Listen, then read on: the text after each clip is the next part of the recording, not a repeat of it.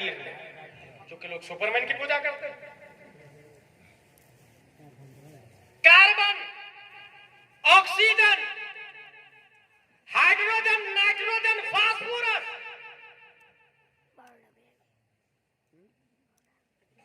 DNA की तहकीक तो अभी चल रही है।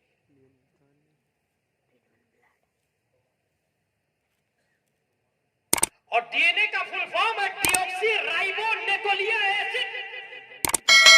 ये डीएनए का फुल फॉर्म है। और डीएनए बनता काहे से आप लोग को पता है भाई? डीएनए बनता 5 चीजों से। Carbon, oxygen, hydrogen, nitrogen, phosphorus से डीएनए बनता है। और किसी सबके पास डीएनए, मेरे भाई, डीएनए सबके पास है। और एनिमल से मिलता जुलता डीएनए। सुपरमैन मेरे ख्वाजा, उनके डीएनए का क्या हाल है? उनका डीएनए क्या है? डीएनए बनता 5 चीजों से, carbon, oxygen, hydrogen, nitrogen, phosphorus. और ये 5 ही चीजें बनती है खाने और पीने से। इसका बाप कौन है पता चलता। बच्चा हरामी भी हो, डीएनए से पता चल जाता है इसका बाप कौन है। पता चलता है कि हालांकि वो ज़न्नी जात से ताल्लुक रखते हैं, यकीनी जात से। अशरफिया में सेमिनार में ये बात फाइनल की गई कि वो ज़न्नी जात से ताल्लुक रखते हैं। किसका बच्चा है डीएनए के जरिए पता चल जाता है। मेरे ख्वाजा हिंद के राजा, इनका डीएनए क्या है? नबी के डीएनए से मैच खाता कि नहीं खाता? सवाल। अगर ख्वाजा नबी की औलाद है तो नबी के डीएनए से मैच खाता कि नहीं खाता? और नबी का डीएनए क्या है? डीएनए बनता 5 चीजों से, और ये 5 चीजें बनती है खाने पीने से। चाहे आप रोटी, चटनी, मछली, लेग पीस, चिकन, जो भी खा, चाहे काजू किशमिश खा। हजरत प्यारे मुस्तफा सल्लल्लाहु अलैहि वसल्लम खाते थे शहद, जौ, पनीर, लौकी। तो नबी का डीएनए क्या है? ये चीजें तो हजरत अबू बकर भी खाते थे, हजरत उमर भी खाते थे, हजरत उस्मान भी खाते थे, हजरत अली भी खाते थे। खाना तो दोनों का सेम था ना भाई साहब, नबी का और सहाबा का। बस इसी सेम नेस की वजह से सहाबा ने नबी की तरह सौम्य विशाल रखना शुरू किया, पैदर पे रोजे रखना नबी की तरह शुरू किया। तो नबी ने फरमाया अय्युकुम मिसली, हालांकि खाना दोनों का एक है, फिर भी नबी कह रहा है अय्युकुम मिसली, तुम में से कौन मेरी तरह है? इसका मतलब मेरा खाना कुछ स्पेशल है। फिर नबी फरमाते रब्बी युतइमुनी व युस्कीनी, मेरा खाना वही नहीं जो तुम देखते हो, स्पेशल खाना है मेरा, रब मुझे खिलाता पिलाता। रब क्या खिलाता आई डोंट नो, रब क्या पिलाता आई डोंट नो, मगर इतना जरूर है रब का खिलाना नूर है, मुस्तफा का खाना नूर है। रब का पिलाना नूर है, मुस्तफा का पीना नूर है। जब मुस्तफा का खाना पीना नूर है तो यहीं से साबित हुआ कि मुस्तफा का कार्बन भी नूर है, ऑक्सीजन भी नूर है, हाइड्रोजन भी नूर है, नाइट्रोजन भी नूर है, फास्फोरस भी नूर है। जब नबी का carbon, oxygen, hydrogen, nitrogen, phosphorus नूर है तो इसी से पता चला मुस्तफा का डीएनए नूर है। जब मुस्तफा का डीएनए नूर है तो ख्वाजा गरीब नवाज का डीएनए भी नूर होना चाहिए, तब हम मानेंगे ये ख्वाजा की औलाद है। अब ये प्रूफ कैसे होगा कि ख्वाजा का डीएनए में नूर है कि नहीं? ये बताएगा कौन?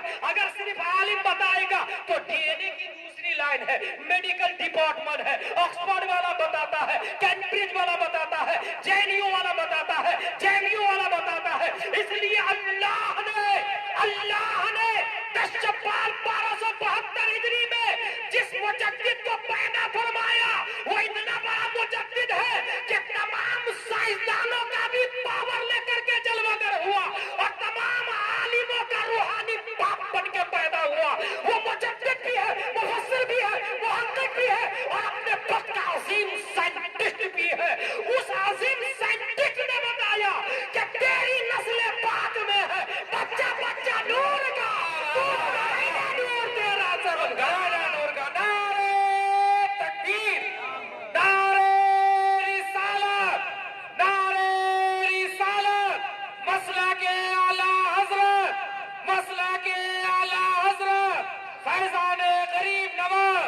फैजान गरीब नवाज, खलीफाए हुजूर ताजुल शरिया, खलीफाए हुजूर ताजुल शरिया, नारे तकबीर, नारे रिसालत। सुपरमैन बना के मेरे ख्वाजा को रब ने पैदा किया ताकि सब लोग ख्वाजा के रब की इबादत करें, ख्वाजा के रब की इबादत करें। मेरे भाई, अगर ये ज़हन में रखिएगा, लोग सीधे ख्वाजा गरीब नवाज, ख्वाजा गरीब नवाज इतना जानते, बहुत बड़े वली थे।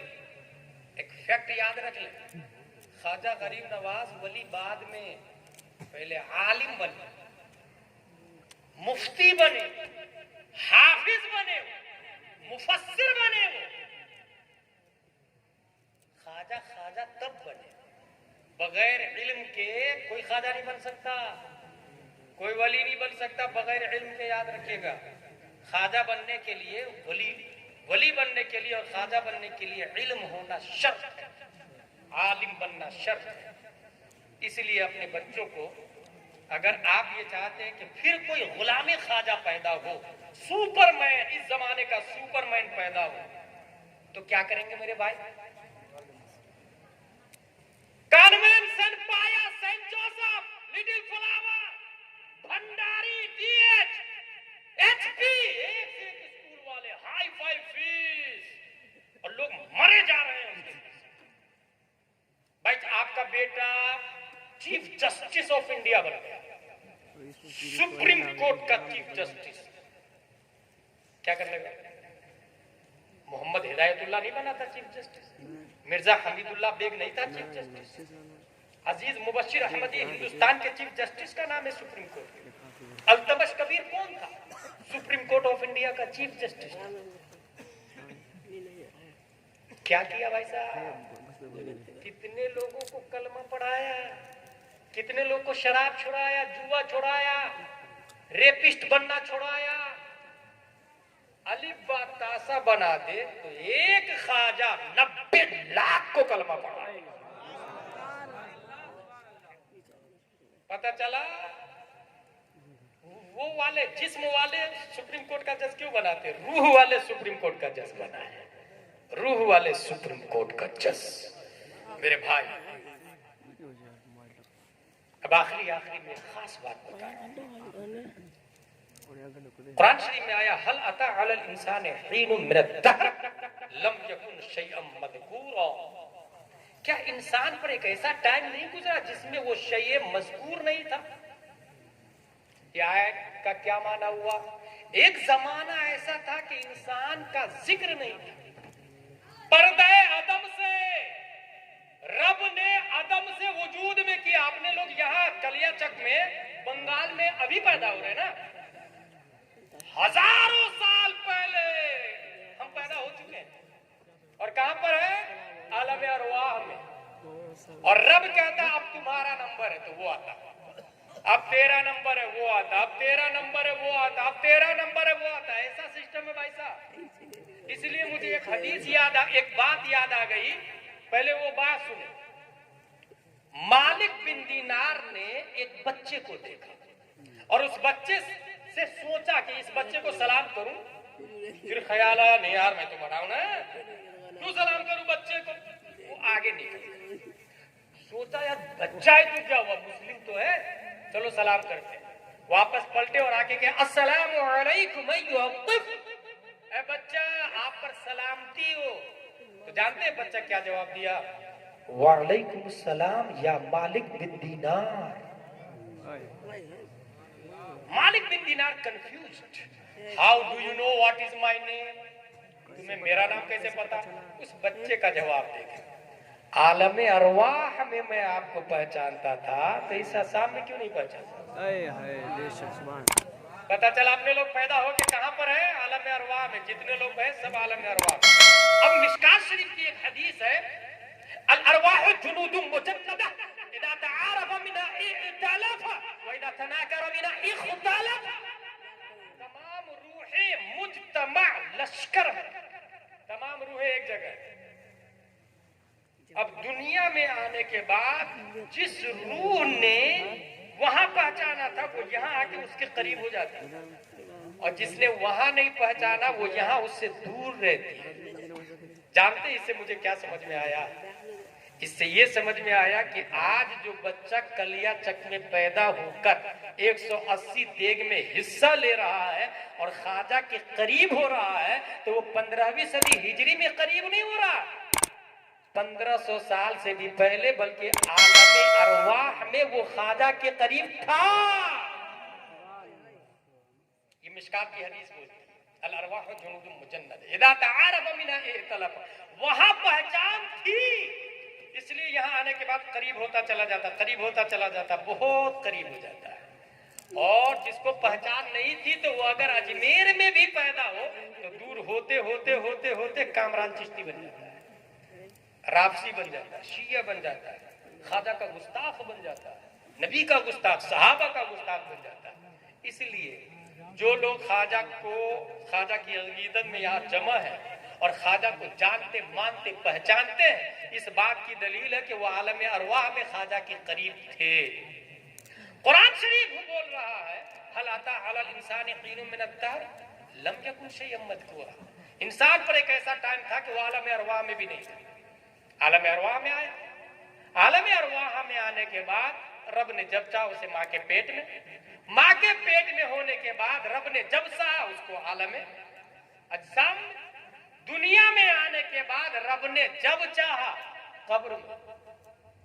कब्र में जाने के बाद रब जब चाहेगा हश्र में, हश्र में आने के बाद रब जब चाहेगा जन्नत में या जहन्नम में।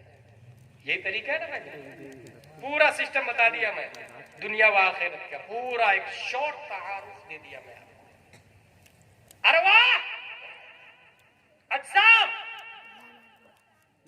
बरज़ख, हश्र, जन्नत और जहन्नम। अब कुरान बोल रहा है एक ऐसा टाइम था इंसान पर कि शयअ मज़कूर ना था, इसका मतलब वो मौजूद ना था। इसका मतलब क्या हुआ? मौजूद ना था। गौर से सुनिएगा, मज़कूर कहते हैं जिसका जिक्र हो, जिसकी याद मनाई जाए, जिसकी बातें की जाए, जिसका तज़किरा किया जाए, उसको कहते हैं मज़कूर। मज़कूर ज़करा यज़कुरु, ज़ुकूर से मज़कूर, जिसका जिक्र हो। इंसान पर एक ऐसा टाइम था कि वो काबिले जिक्र ना था, यानी मौजूद ना था, फिर वो मौजूद हुआ। यहीं से ये पता चला जो मज़कूर होता है वो मौजूद होता है, जो जिसका जिक्र होता है वो मौजूद होता है। अब आइए हिंदुस्तान में सिर्फ रजब की बात नहीं कर रहा, पूरा साल भर छठी शरीफ सबसे ज्यादा, छठी शरीफ सबसे ज्यादा, बल्कि सबसे ज्यादा किस वली के नाम पर लोग फातिहा दिलाते हैं पता है आप? पूरे हिंदुस्तान में सबसे ज्यादा लोग दो वली के नाम से फातिहा दिलाते हैं, पीराने पीर गौसे आज़म और ख्वाजा गरीब नवाज रज़ियल्लाहु ताला। पता ये चला सबसे ज्यादा जिक्र ख्वाजा का हो रहा, गौस का हो रहा। जब हिंदुस्तान में ख्वाजा का जिक्र सबसे ज्यादा हो रहा है तो जिसका जिक्र होगा वो मौजूद होगा।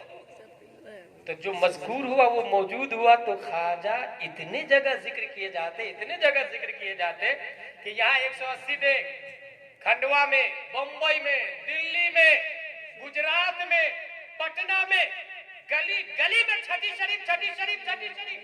बल्कि रुकू भाई ने मुझे बताया कि हम लोग छोटे छोटे थे तो 2-2 रुपया देते थे, 8-8 आना, 4-4 आना देते थे, छठी शरीफ, छठी शरीफ। इसका मतलब ये हुआ सबसे ज्यादा जिक्र ख्वाजा का, तो सबसे ज्यादा मौजूद भी ख्वाजा, और इतने मौजूद कि वो अकेला अजमेर में नहीं बल्कि लाखों घरों में बेवक्त मेरे ख्वाजा को रब ने पावर दिया है कि वो पहुंच सकते हैं और अपने मुरीदों की हाजत को दूर कर सकते हैं। क्योंकि मज़कूर कसीर है तो मौजूद भी कसीर है, उनकी ताकत, उनकी कुव्वत। इसलिए मेरे भाई अपने अपने घर में बच्चों को बचपन ही से याद दिलाइएगा, ख्वाजा ख्वाजा ख्वाजा ख्वाजा कौन है, कौन है, कौन है। और हाँ, मैं पूरे हिंदुस्तान में ये बात बता रहा हूं कि इस्लाह माँ के पेट से शुरू कर दीजिए। ये सबसे अच्छा तरीका है कि आज जो मुस्कान नामी बच्ची कर्नाटका में, वो दीनदारी अचानक सडनली नहीं आई, माँ को लाखों सलाम, उसके बाप को करोड़ों सलाम, दीनी क्लाइमेट और दीनी घराना पर लाखों सलाम। माँ बाप की तरबियत का असर। अगर बच्चा माँ के पेट में हो और माँ ये चाहती है मेरा बेटा हीरो बने, तो देखे बॉलीवुड के नंगे कमीने मरबूद लोगों को देखे खूब टीवी पर, बच्चा हीरो पैदा हो। अगर वो ये चाहती है कि बच्ची उसकी डांसर पैदा हो और हीरोइन बने, तो नंगी नंगी औरतों को देखे खूब गाने सुने, जब बच्ची माँ के पेट में वो हीरोइन बन जाए, यकीनन बन जाए। It is very simple. लेकिन वो ये चाहती है कि गुलामे ख्वाजा पैदा हो। तो जब बच्चा माँ के पेट में हो तभी माँ ख्वाजा की छठी मनाना शुरू करे, नमाज शरीफ पढ़ना शुरू करे, ख्वाजा की मनकबत पढ़े, ख्वाजा की तारीफें करे, ख्वाजा की बातें सुने और ये बार बार कसरत से पढ़े, ख्वाजा हिंद वो दरबार है आला तेरा, महरूम नहीं कभी मांगने वाला तेरा। अगर ये कसरत से पढ़ेगी, अब जो बच्चा पैदा होगा वो गुलाम ख्वाजा होगा, जो बच्ची पैदा होगी वो कनीज़े फातिमा ज़हरा पैदा होगा। सुभान अल्लाह, सुभान अल्लाह। ये ड्यूटी माँ और बहनों की है। जितनी माँ और बहनें आई है ये उनकी ड्यूटी हुई। इंशाअल्लाह अज़ीज़ इस तरह इस्लाह और निज़ाम स्ट्रॉन्ग होगा, इस्लाह होगी। परवरदिगार आलम हम सबको कुरान शरीफ, हदीस शरीफ, फिक़्ह शरीफ पढ़ने, समझने, अमल करने की तौफीक अता फरमाए। कुरान शरीफ ये अल्लाह तबारक व तआला का कलाम है, नाजिल हुआ हुजूर सल्लल्लाहु अलैहि वसल्लम, लेकिन नबी ने तफसीर नहीं की। जानते हैं नबी ने क्यों नहीं तफसीर की? अगर नबी तफसीर